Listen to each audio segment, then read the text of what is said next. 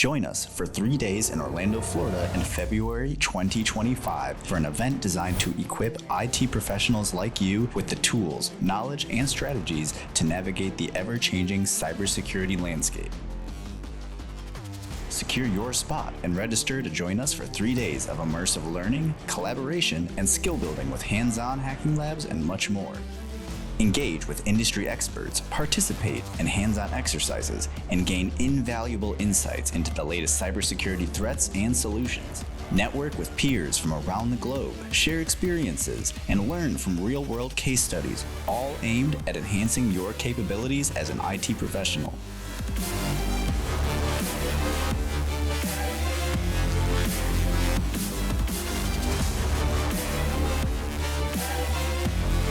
Register now for Zero Trust World 2025 and take the first step towards a more secure tomorrow.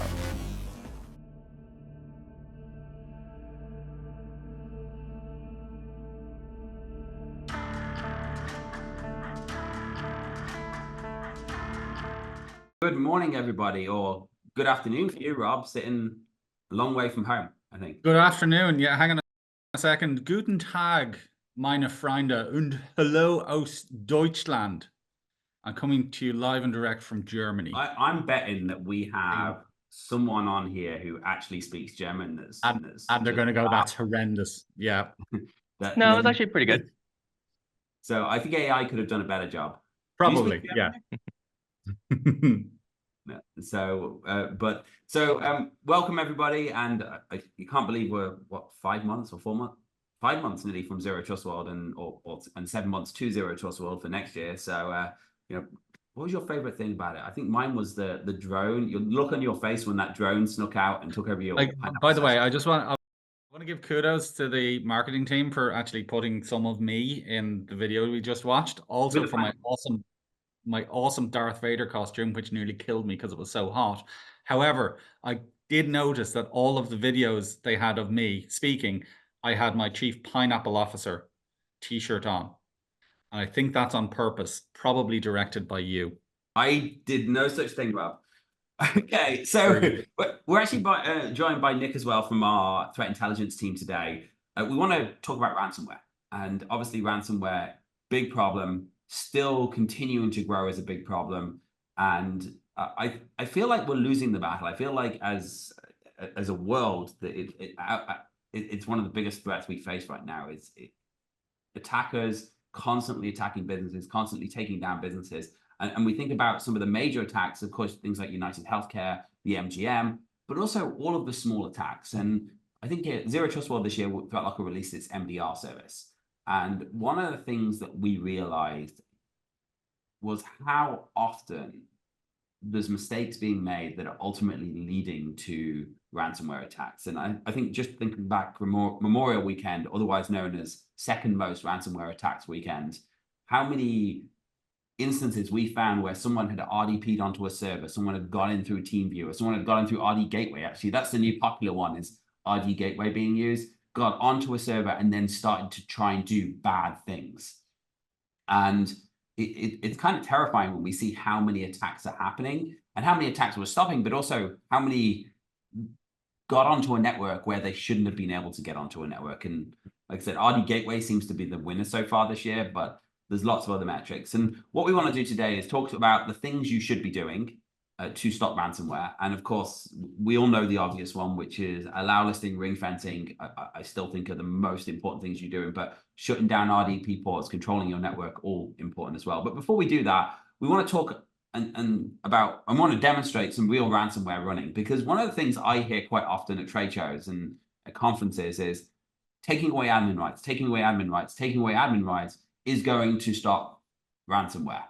And unfortunately, I'm not saying you shouldn't do it, because you absolutely should do it. And we've got a bunch of tools to help with that, but it's not going to take away ransomware. And this idea that Microsoft and other security companies can peddle the reason ransomware is happening is because people have admin rights is complete garbage. And we actually did a webinar 2 years ago with a customer where we ran about 10 different pieces of ransomware, none of which required admin permissions.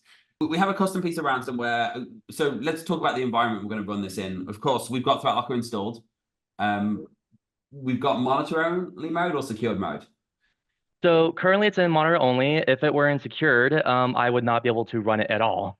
Because it's not on the So allow list. exactly, yeah. Okay. So I need to be What in monitor language only was in order to have my actions. what language was the ransomware written in?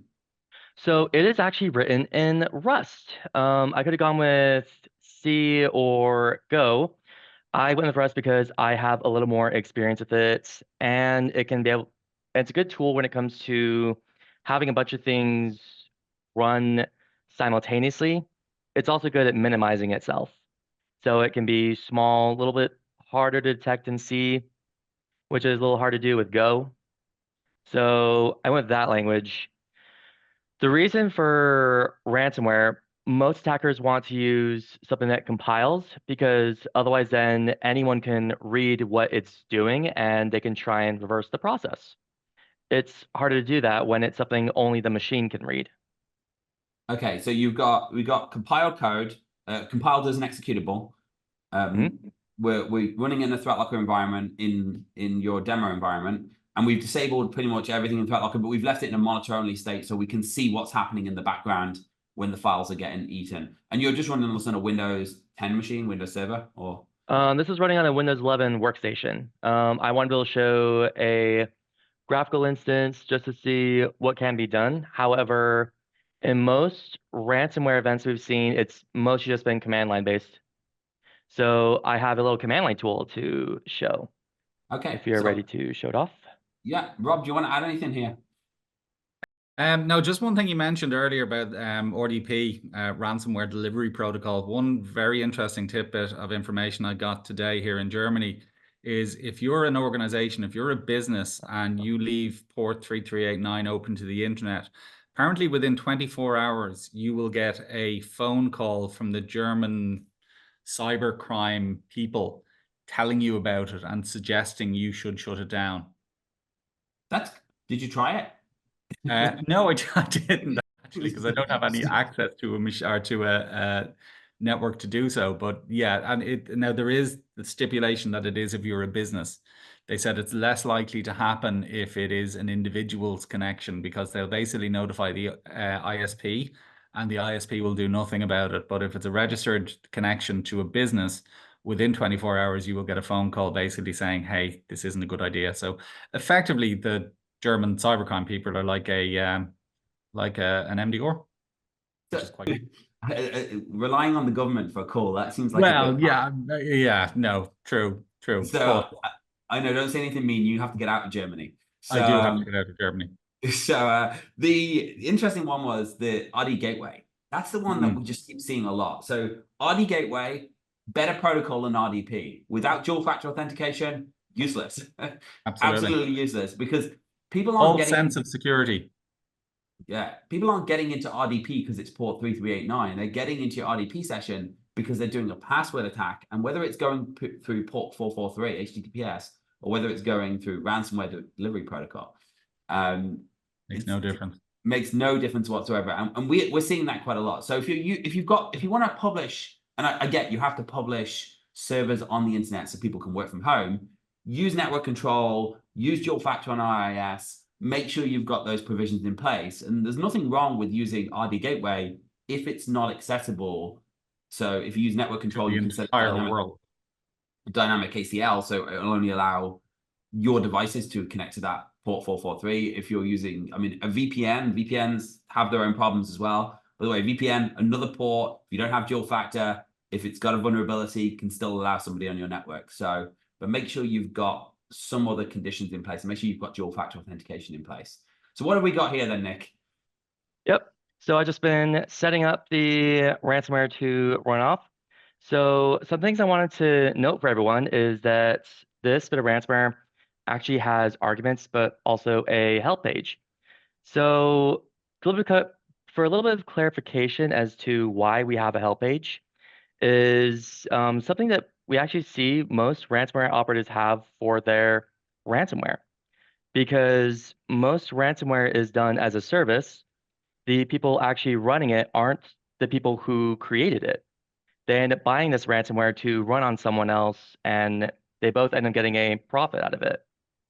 The problem for the operators, though, is that they are just giving an executable, and unless they have proper documentation, they're not going to know how it runs, and they might actually do something such as encrypt the tool that they were using to encrypt the entire system, which is definitely something that happened while we were doing some trial runs. Yeah, so you basically encrypted the ransomware. Oh yeah, no. Which we'll actually see as it goes through, but I just wanted to set up for everyone here. So this is a very simple bit of ransomware. What it does is you tell it a key to encrypt with, and you tell it the path of files to encrypt. So in this case, I've given it a very, very, very secure key that no one is going to guess. Never guess Not that. in 1,000 years. Definitely not on RockU. And then I'm going to give it a path of things I want to encrypt. So I'm going to encrypt my entire documents folder. So if I run it through, the encryptor is set to go through every file in that folder, and it will go through and just encrypt each file individually. A problem while testing this was what would happen if I were to encrypt a folder that the encryptor is already in, such as because I'm in the desktop folder, this is the actual encryptor right here, given a very, very appropriate name, not something that you would expect to see from ransomware. But if I were to try and encrypt the desktop, it would encrypt my executable for rclone and for Zoom, and would also attempt to encrypt this executable itself. So there's a lot of tricks you have to do to make sure that you don't end up accidentally going back on yourself. Nick, would you mind diving into the rclone a little bit, and the reason you've got rclone on the machine? This was actually meant to. Ah! Don't know what seemed to Please tell me happen that's to not my your test box there. background. Is that your background? I was thinking, Rob, it's Oh. frozen. Yep, it is. Yep. I thought there's a chance that someone could see my background, so I had to make sure that it was perfect for the occasion. That's fine. I approve. I don't think you've been cut off. I think you've been locked out, by the way. I think your files aren't encrypting anymore. Oh Just yeah, give me one nope. second. I've had permission denied. Oh, 1 second. So I'm going to answer this call because I think you forgot to turn off your MD. Let me have a look at this now. Hello, it's Danny. Danny, this is Diego calling from ThreatLocker's response team. I'm just calling here for a couple of alerts that we just received on our board. It looks like there was a policy being triggered where there were a few files being written to over 60 times very repeatedly. I'm looking into the unified audit here, and it does look like there are some suspicious files being written to. It looks like some encryption files, and I also see some outbound traffic over port 80. Is there anything that you're aware of going on? Yeah, we were just testing and using our computer. Did you lock down the machine? Yeah. I did lock down the machine. It looked pretty serious. So I wanted to go ahead and do that before we can start investigating it fully. I do see this machine is in monitor only mode, which is probably why this activity was permitted to happen. Okay. Do you know of anything? Yeah, so we're doing a live demonstration. Actually, it was ransomware we were running. Nick, do we want to unlock the machine or do you want to leave it locked for now? Are we done with it? We should probably unlock it for the time being because there are a few things I want to be able to show as well. Yeah, you can clear the alert and you can unlock the machine. We're just running some ransomware tests for a webinar here, but thank you for your call. Okay, thank you. Okay, sounds good. Bye-bye. Just a few quick things, Danny. I just wanted to catch up on the Q&A. So Adriano has asked, can this be launched by a bad USB or a rubber ducky? Oh, of course, everything can be launched by rubber ducky. That's the great thing about rubber duckies. So actually, before we answer that, I want to ask a question too, because Nick made a schoolboy error that made sure he wasn't going to get paid if this was real ransomware. Do you want to get anyone? I wonder if we can get anyone to guess what that's got. We should maybe I should wait till the end. There was something that Nick should have done differently if he wanted to get paid. Do you have any idea what that is, Rob? Well, machine and monitor only mode.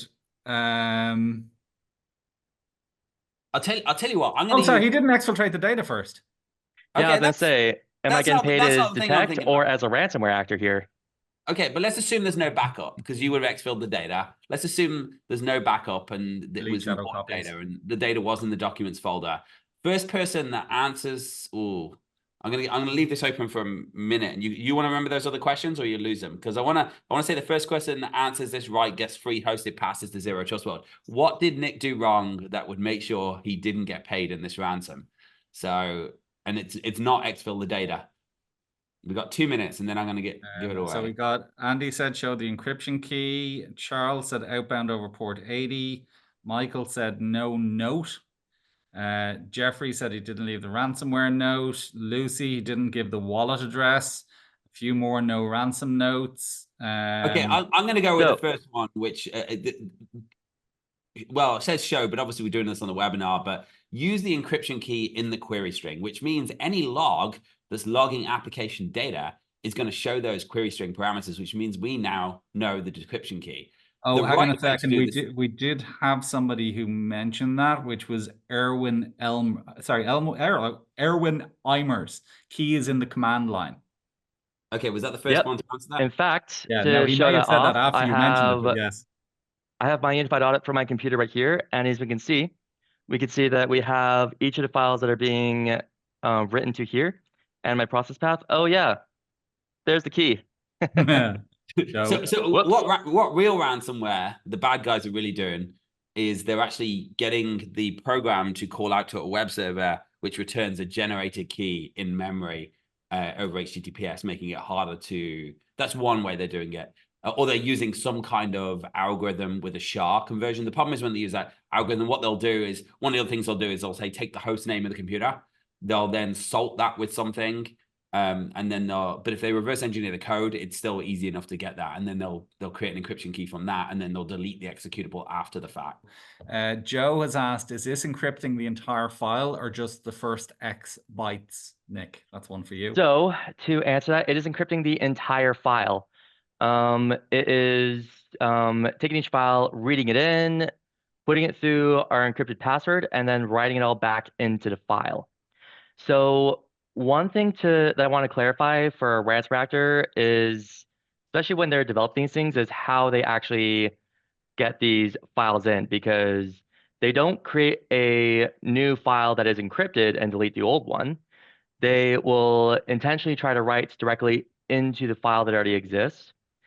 And the reason why is because with very specific software, the way that files are actually deleted, the content of it is not actually deleted, just the link to where that content is on the system. With some really good tools, you could actually get that link back and have all the data again. However, if you mutate or shuffle up the data directly, then there's no other way to get the data back, since it's all been overwritten with your new content. So because of that, I make sure to write through the entire file. It makes it a bit slower, but it makes sure that the job gets done, and make sure I don't have to then do some math as to how much of the file to write through. Because another problem could also be file size. I might be dealing with a giant behemoth database file that could be several gigs in size, or a small note full of passwords that's just a couple of kilobytes. Okay. Could you show us the ransom note? Yeah, so that was actually the next thing I was going to show, because people were saying that the ransom note was not there. But in fact, I wanted to show it is there. Oh, it's just very slow in it because it got stopped immediately. But if we go into the first file, there we go. First, we see some actual encrypted files. I got them under the Dutchman, which is going to be used for another example I'm going to be doing later on for a different incursion. But you can see we have our little README. And if I open this up, we should have a bunch of toothlesses dancing. Peter asked, can we have the source code for demo purposes? I'm thinking the answer to that question is hell no. No. We will be showing some stuff in Zero Trust World, but I think emailing out the source code turns out to be a bit of a... no. We'll give you the tips and how... That's an waiting to happen. After the fact. What's next, Rob? Because I want to move on to the next things. Juan asked, was that a real call from the SOC? Yes, that was a real call from the SOC. And so and it wasn't supposed to be a real call from the start because we were supposed to disable ThreatLocker MDR, but I guess we disabled protection, but not MDR. But it was a call. They will actually call you. They will lock down your machine, and they do respond typically within the minute, but sometimes depends on who's getting hit. But most of the time, it's within the minute, 24 hours a day. And they're based here in Florida as well. Joseph said a typical ransom incident will encrypt files much faster than or much quicker than is demonstrated. Although the SOC locked down the machine, in a real world incident, encryption would happen much faster. What is the typical time for SOC isolation, and what about stopping lateral movement? So we're going to deal with what we should be doing to stop ransomware. That is not the way you stop ransomware. That is the way to limit the damage when you're already screwed. and by all measures, we were already destroyed. The SOC is typically picking up alerts within the minute, and they are reviewing it, seeing if it's a threat, locking down, and they can do it within a minute. However, you go and take a 6 terabyte hard drive or 2 terabyte SSD NVMe hard drive, the SOC's going to limit your damage, but they're not going to completely stop it. So it's important to know that MDR is not a way to stop ransomware. It's a way to limit your damage. Where MDR can be very useful is when you actually have the other tools in place. So I want to give you things you should be doing to stop ransomware. And do you want to pull up the unified audit there, Nick, to show what would have happened if we weren't actually in monitor mode? The first thing... the other thing is, Danny, so Nick did mention that he is encrypting the entire file. In most cases, they don't need to encrypt the entire file. They only need to encrypt a small portion of the file for it to be rendered useless. It just happens to be, in this particular case, we encrypted the whole file. Sometimes, I don't know, I've used on-track data recovery and things like that to recover from ransomware files. But I think on a solid state drive, you could have done it much faster than that. That's true. We could have run multiple threads. We could have run faster. I suppose this is some home-baked ransomware. We weren't doing it with a view to being as efficient and damaging as possible. Just another quick question Israel has asked, is the victim machine running Windows Defender, and would Defender protect or prevent this?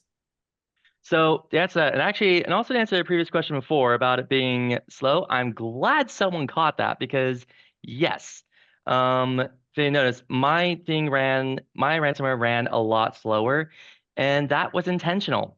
For me, notice on the terminal that I was running, it was printing out each individual file that was being encrypted. Printing slows down a program by quite a lot, especially if you're printing every file change you're having. And that's just one of the many ways I made it slow down intentionally. So it could have been a lot faster if I tried to. I can attest to that, because whenever we print screen in ThreatLocker or console write line, we don't run the code if you're not actually running in console, because it not only does it slow down, but it's also thread blocking, which means your application cannot be it can be multi-threaded, but it's effectively useless. And to answer the Defender question, you can see here, yes, Defender is on. It's been on the entire time as we've been running. Now, before I answer this questionnaire, can anyone give a guess as to why my ransomware was able to run even though Defender is on? Well, wait there. We should be clarifying here. Are we putting the free non-hosted ticket away for this, for Zero Trust World? So the first person to say why the ransomware was able to run even though Defender was on, in the first person that gets it gets the free non-hosted Zero Trust World pass. So Victor said Defender doesn't have the signature. That's the right answer. And that is a ding, ding, ding, because there's no signature for the binary. This has not gone through any AV before, so nobody has actually looked into the binary to say, oh, this thing is dangerous. It does some very bad stuff. And I tell Windows that every time it scans it, to not send it up for somebody to inspect and check it. Because as soon as I do... Nick, if you hadn't turned that off, it still would have let it run this time, but it might have stopped it during a webinar, because you obviously tested this before our webinar. If you had that on, it still would have allowed it to run. It just meant you wouldn't be able to run it tomorrow. Exactly, yeah. It would have meant that I would have been able to run it while I was testing, but then when it goes show it here, it would have failed, and I have to change it up again, go through the cycle over and over and over again. And that's actually something that most ransomware and even malware in general, they have to deal with that all the time. It's a phenomenon of mutation. When you change yourself just enough that you're all of a sudden something new, and AVs like Defender have to go through this whole process all over again. Okay, so so some of the questions that were asked is that we're back to the MDR conversation, because I want to say, what should we be doing? The reality is MDR, I mean, and I will stand by, we have the fastest MDR on the market. If anyone disagrees with me, there's a very easy thing to do. Turn on ThreatLocker MDR, turn on all your other MDRs, run some bad shit and see who calls you first. However, that is not the way to stop ransomware. That is the way to limit your damage. Where it can be really useful is when someone's trying to do something. Because let's put a different story here. You've got your denies up there, have you? Here, so you want to filter by deny or simulate denies there, Nick? All right, so that's going to be any you go into deny. the filter in the top right there, just click on the filter and click simulate denies. It will show you everything that would have been denied if you were locked down, in theory. Let's see. And we can see here, one of them should be your ransomware. We see a lot. So let's see where the file is. It's probably down here quite a bit. If you filter by action type execute, it'll probably help you as well. There you go. Oh, you didn't allow Zoom, you just... Oh yeah, no, because that was something we put on here just in case. But yeah, our clone denied. Don't be suspicious. There we go. Yep, permitted now, but only because we're in monitor only. Okay. So this is what the things that you should be doing most important. First of all, don't have open ports on your devices. Like, use an endpoint, a host-based firewall, close ports. And if you need to give people services, use things like dynamic ACLs. VPNs, be very careful of, but some kind of zero trust network access is really good, because VPNs were great until Log4j, and then suddenly they became the access point into everyone's network because they became the vulnerable port then. But don't have ports open unless you need them open, and then limit to who. ThreatLocker has a feature in network control that allows you to say, Danny's laptop can access this port, and it will literally close the port based on, and open the port based on the location of my IP address at that point in time, which means the whole world can't find me. The second thing you should be doing, and this seems really basic, patch your systems. The amount that there are 0-day vulnerabilities all the time. However, 99% of these attacks are happening from known vulnerabilities. Patch your servers, patch your workstations, make sure you're running the latest software, because that is how people are getting a foothold quite often. You know, a vulnerability in Office that allows a remote access tool, a rat, to run in the background is a big problem. A vulnerability in IIS or in SMB, big problem. Only allow the software you need. Use allow listing, whitelisting, block untrusted software. In this case, we turned it off. We turned it off because we would not have been able to run the ransomware. Now, let's assume someone had got onto this system. They're trying to run this ransomware. They're RDP'd in. The difference now would have been, hey, they came in, they tried to run some stuff. Maybe they run an IP scanner to scan the network. Maybe they create a new admin account. The MDR team now has time. The call would have been very, very different. It would have been, hey, Danny, we've noticed something suspicious on your network. Someone's trying to run an IP scanner. Someone's tried to run untrusted software. It was denied. We haven't locked down your machine because we didn't want to lock down your machine because we didn't actually see any real damage. What do you want us to do from here? That was a different call. So only allow trusted software. And the other thing is, Nick made a point of liking to compile software because it makes it easier for AVs to read what uncompiled software is doing. But still, there's a lot of scripts, PowerShell, RegServe can run in-memory software, C script, 7-zip, WinRAR, RAR programs all get used to encrypt files without actually running bad executables. So the other thing you should be doing is making sure the applications you do run can only see what they need to see. Now, in addition to that, this is the core things you should be doing. And I'm not saying this is the only thing. NIST has 180 controls or 120 something controls that you should be doing. But in addition to that, things like MDR, they provide validation. Penetration testing, really, really important. Making sure that you're testing your configuration. Enough people do not do this. EDR, these are all going to help you detect anomalies. Normally, once you've already had your ass handed to you, but this is the whole point, Danny. So the running of the ransomware part that Nick is doing now is typically the very last thing. or the almost last thing that happens in an attack. So they've probably spent days, if not weeks, burrowing, moving laterally, giving themselves persistent access, increasing permissions, exfiltrating data. And the last thing that they will do is basically click that button to run the ransomware. So realistically, if your strategy is to wait for that to happen and hope something detects it, it's probably already too late. But the point is, as you said, there's a lot of indicators of compromise that will likely happen before that. And it's things like IP scanners running or Nmap running, or new user account gets created, that kind of stuff. All those indicators of compromise, if you can get alerted about them at the beginning or early in the process, the likelihood is they'll never get to the point that they do run the ransomware, which they wouldn't be able to because allow listing. Okay. So what other questions do we have? We've got a few other questions. Now, most of them are basically Defender related. So is this Defender for Endpoint? Wouldn't Defender alert on behavior? Apparently not. Defender for Endpoint plan 2 catching such encrypting software? I want to actually address that on Defender though. So yes, AV does alert on behavior. And in this case, it did not pick up suspicious behavior. And there's a reason for this, is because, and the same with data exfiltration, we see this one a lot. Somebody tries to, what's the difference between a backup piece of software that takes all of your data and uploads it to the internet, and data exfil that's stealing your data, takes all of your data and exfil to the internet?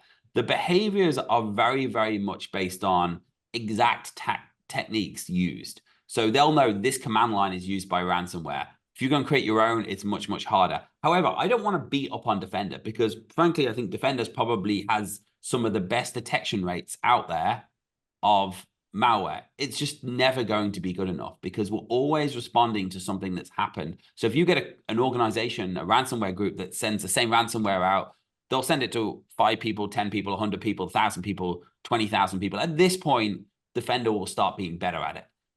Those first 20,000 people, tough luck. You had a bad day. Something you mentioned before, Danny, about the MDR being the fastest in the business. First of all, Nick Burrows says 100% agree that the MDR is phenomenally fast. Alan Shearer, and I'm really intrigued by that name because Alan Shearer was an awesome football player many years ago, but Alan Shearer has asked, faster how? By blocking or an alert or call? Cool. So responding to. So I think that's important. So the amount of time it takes us to pick up an alert and to triage it. And what we do when we pick up an alert is, maybe you can flick to the detect screen there and show our closed alerts, if you don't mind, Nick. We immediately start looking at the system as a whole. So we get an alert. Let's say we got advanced IP scanner around. Well, we're not going to lock down your machine because the advanced IP scanner tried to run and it was denied. It's not an imminent threat. So we always try and, and it often depends on whether your own runbook, because you have your own runbook that dictates what we should do. But under normal circumstances, a normal default runbook, you see an IT tool like a run advanced IP scanner, our guy are going to respond to that faster. So what they'll do immediately is they'll look at it. They'll look if there's any other indicators of compromise on the system. Do we have a large number of invalid logins? Did we see, if we go into, we can see here across all the tabs. So we can see, for example, on the network tab, we can see all network connections. So if advanced IP scanner runs, if you click on the network tab, we could see, was there any network connections? We can filter by, are they coming from known bad sources? And obviously a lot of bad sources here, but most of these are actually probably just false positives. If we expand, we can see what they are. We can see all RDP sessions. So if there was an RDP, so if we saw advanced IP scanner run in the middle of the night, so we log onto here, we also see that they've created a new domain admin account. There was an RDP session from an IP address in Russia. Then we're starting to get a lot more concerned really, really fast. Now, at this point, the advanced IP scanner is being blocked. So we can call, we can respond, and they're typically calling within a minute or two, depending on the threat. If the threat is, hey, somebody got a Windows Defender piece of malware alert, and it was just downloaded a document from the internet and it had malware in it and it was blocked and nothing happened, then we're not going to call you in the middle of the night to tell you, but we're going to make that decision really, really quickly. And we can go through your runbook to decide, and we can see, and you can see this all of yourself. You can go in and you can see all event log alerts, if you've got RDP sessions, if you've got installed files, network traffic. We'll cross-reference everything with VirusTotal to see if there's any known malware in there. And then that will help us make our decision. Now, just because it's unknown malware, it doesn't mean we're not going to take an action. In this case, it was unknown malware, but we saw files were being encrypted. It seemed very obvious, and they decided to lock it down. seen quite a, frankly, concerning amount of questions about local admin rights, as in, would local admin rights not help? No, it would not. Are you an admin on this machine, Nick? No. No. In fact, I am the dummy user. If I do, who am I on this? Yep, I am just the text box dummy. And if I go to my system here and just show the actual user, this is a local user. The administrator on this is quite probably named the dummy admin user. So short answer is no. It doesn't make a damn bit of difference. Tonio has asked, can an attacker with local admin rights disable ThreatLocker tamper protection? Can an attacker? So the answer is never no, but it's really damn difficult. So the things to watch out for, the only way we know of right now, and not to say there isn't, because when you're an admin, and this is why you shouldn't be an admin, you're more likely to be able to get into the registry and change things. We tamper protect all of our registry keys, the service keys, the executions, and various other things. And it doesn't matter if you're an administrator or not. It doesn't matter if you're an admin or not. You have to disable tamper protection from the ThreatLocker portal. The only way we're aware of is rebooting into safe mode. One of the tips I often give people, and they don't really realize how important it is, enable BitLocker on your devices. Because if you enable BitLocker on your devices, you cannot reboot into safe mode without the recovery key. And that's one of the techniques used by attackers. They'll get onto a machine using a remote access tool that allows safe mode. They'll reboot. Of course, Windows disables all security software on the reboot, and that's not going to be helpful. But it's very, very difficult to disable ThreatLocker. Like you'd have to get into safe mode and start hacking things out of the registry. And yes, we're aware of a program out on the internet that claims to do it, but it hasn't done it in 15 versions. So, somebody else has asked, can I ask, does disabling PowerShell and VB script help prevent execution? Short answer is no. I mean, that's just an application. Should you do it? If you don't need it, absolutely, because it does prevent PowerShell execution. In this particular case, it wouldn't have helped at all. Because this was a normal program. Tonio has asked, how does ThreatLocker protect against Fileless ransomware or Fileless malware? So there's two different types, and Fileless is often declared wrong, and just because something self-terminates doesn't mean it's fileless. And often people think it's fileless because the ransomware will delete its own executable on finishing. That's not fileless. So true fileless means running something in memory. Sideloading a DLL is not fileless because you're actually reading the DLL. So that's an execution of that DLL. So the common types of ransomware fileless are things like regserve, PowerShell, running in-memory attacks. In order for them to do that, they have to go and read either from a file, which is now not fileless, or they have to read from an external source. So Red Rabbit, I don't know if you've got an example of Red Rabbit there, Nick. That you could... No, I mean, now. Yeah, so Red Rabbit is a good example. You can go off and you can run a bunch of PowerShell commands in memory from a remote server. I think it calls to GitHub normally, but you could technically call it password extraction. It does remote reverse shell. It does. I actually demoed it today for somebody. It does as a keylogger. It's about 3,000 lines of PowerShell. But the point is, you don't need it on your machine. You can run it remotely using IEX. And the way ThreatLocker deals with it is we say things like, hey, PowerShell doesn't need to go out to the internet except to these sites, which means it can't go out and get its instruction. Regserve, run DLL, C-script, they can't. Now, we also have to accept that sometimes they're actually going to inject the code. So you could run a PowerShell injection. You could actually just inject it into the command without running a PS1 file to encrypt files. And that's the other reason with PowerShell, what we'll do. Is this Red Rabbit? Oh, there you go, Red Rabbit. Yep. What we'll do already got some things that were denied.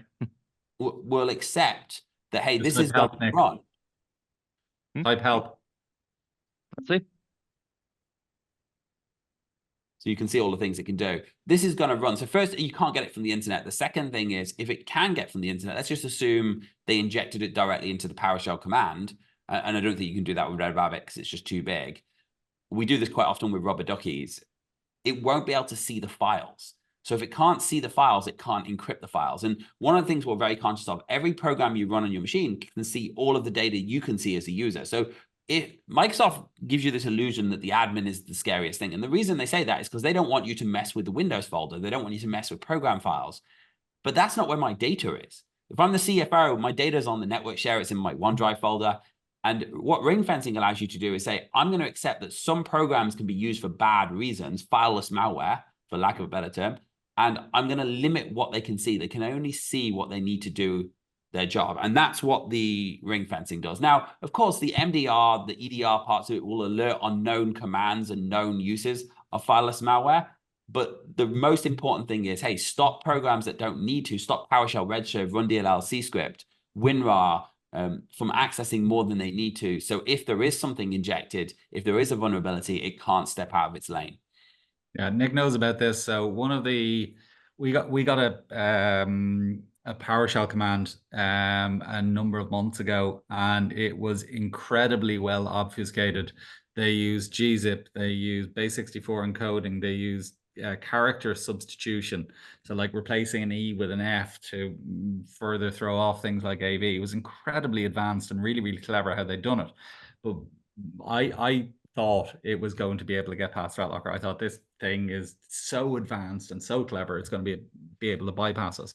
It couldn't, because fundamentally it was run by PowerShell. PowerShell tried to reach out to the internet and was blocked. So it doesn't matter how advanced, how obfuscated it is, it basically got blocked just quite simply because of PowerShell's ring fencing. Nick, apparently Brad thinks you're a liar. So can you exit out of Red Rabbit for one moment? All right. And he said, can you run net local group administrators? Because he's not convinced. I'm actually slightly worried, Danny, because quite a number of these questions are about elevated admin PowerShell and elevated admin privileges. So you can see Nick Dummy, rather, is very much not an administrator on that machine. Somebody else has asked, depending on what ransomware it is, does it always require an elevated admin PowerShell to execute the script? Absolutely not. Absolutely not. Y'all saw what I was able to do here, and fundamentally, all I need to do is I need to read files and write. That's something that any user can do. Now, that being said, since I'm a local user, my ransomware can't run on the entire system. I can't encrypt system 32. Nothing's going to let me touch that, or really anything in program files. But data, or absolutely. even anyone else's user. But I can encrypt everything in my system since I have access to it. Or a network share that you have permissions to. Correct. Yep. And do you want to just my user has access to? Yeah. So, and by the way, if anyone has any real doubts about this, Nick can jump on a call afterwards. We can try and run some ransomware on your system and see. Just a couple of other things that have come up. So Anand has asked, would this executable run with GUI if a normal user thought it was a safe file and ended up running it by double clicking it? Not in this particular case, just because of the way it was designed. It was designed. I can even show it right here. Presumably it will just ask, yeah. It will open it and run, but it's the same thing as just running it here. Yeah. So it's just going to give the information. So what you could do though, particular ransomware. And I used to create a lot of sample malware for ethical reasons. And what you do in this case is normally, first of all, you change the icon so it didn't look ugly. And the other thing you do is embed all of your commands into the code. So you didn't need, Nick took the time to have command line parameters so he could go off and not need links in and get options, assuming someone's on your system. But you could just create that executable, send it to the user, and it would run. We have I think you can probably find it on YouTube. We did a reverse shell. We've probably done a few reverse shell webinars where we actually created an executable. It looked like Excel. When you double clicked on it, it actually created a full reverse shell onto the system. Salaries.exe. Staff salaries.exe, that's right. And that one, again, regular user gives you full command line access, and then you could download this and do whatever you wanted once you did that. Just a couple of other ones. So Philip has asked, if we were in protected mode, would ThreatLocker have blocked the execution with no need to alarm the cyber hero team? Short answer. So the yes. So just the execution by itself would have been blocked and no need to alert the cyber hero team. If they tried to do other things like run known malicious tools, so it would alert the cyber hero team. So if it was a known piece of malware, it would alert them and then they could respond to it effectively. But in this case, it was unknown. So it would have been, hey, we denied something unknown, no harm, no foul. If they tried to run no malicious tools or they tried to run something like an IP scanner, then that would have alerted the cyber hero team. Couple of things about ring fencing. So Kerry has said the ring fencing granularity is terrific. Shane Camfield has said invoke-web request denied. Andy has asked, can ring fencing block internet except Azure admin? We often use it for managing Microsoft 365. Yes, it can. And there's two ways you can do that. if you go, there's a predefined dictionary for Office 365. You may need to enable domain name parsing for some of the Microsoft ones because they have dynamic IP addresses. But if you enable domain name parsing, it's an option in your account. You'll be able to do it by domain name. And we also have a predefined dictionary for Office 365. Tamim has asked, wouldn't unsigned executable binaries be blocked by Windows Defender? Apparently not, but No. that's a good point. I would typically recommend signing malware if you want to get it. Well, I wouldn't recommend. Hang on, Danny. We're not actually giving out tips and trips here to create malware. Yeah, but Well, typically, but to be fair, there are some problems with doing that, and it's part of why even things such as like Tor sites, not a lot of them will be sign everything, because in order to have a trusted certificate, you need to disclose some information about you somewhere to someone.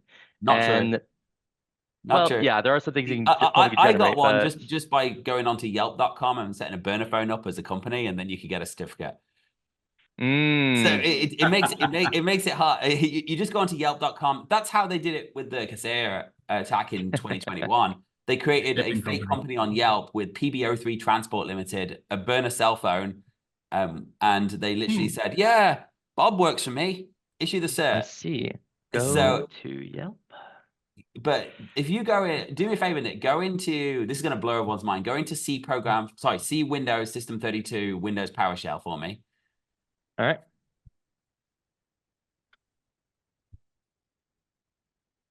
See Windows. Oh, of course I'm want to be able to type this out as poorly as possible. System 32.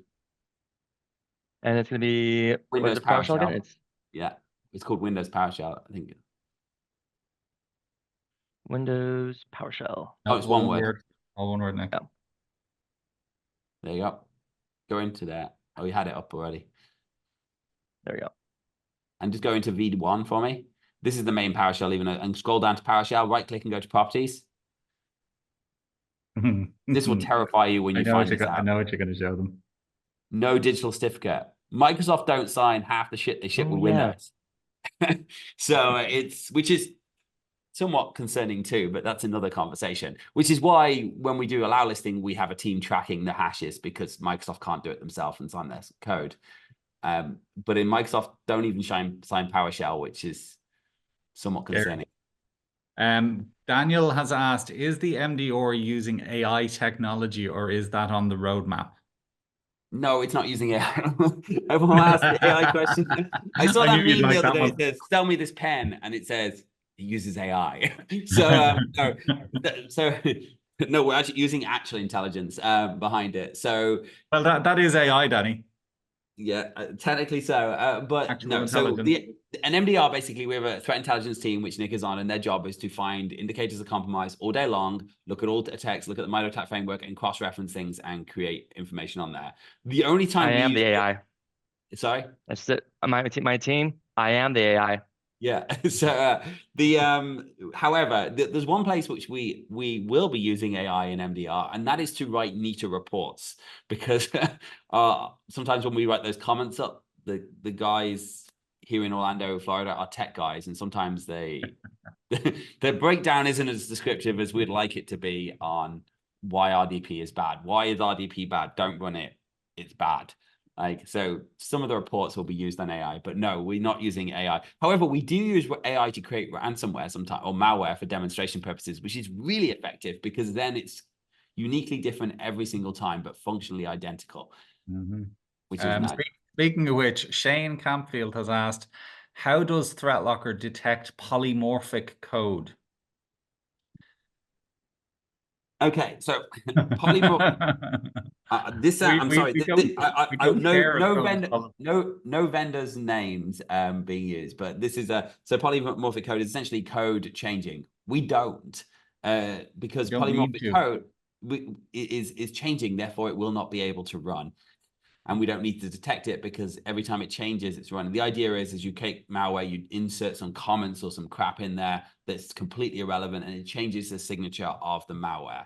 And if there's two things we do. One is we block by default. So if the hash is not on the list, it's not going to run. If you change the code, it's not going to be able to run. The other thing is we detect anomalies in behaviors. So if the program is running and it decides to suddenly start encrypting all your files because you accidentally permitted it, or because you're in monitor mode, we're going to say, hey, we're looking at behaviors. And in that case, we don't care if the code is changing. We just care of the behavior, which is, hey, this program just changed a bunch of files on your system.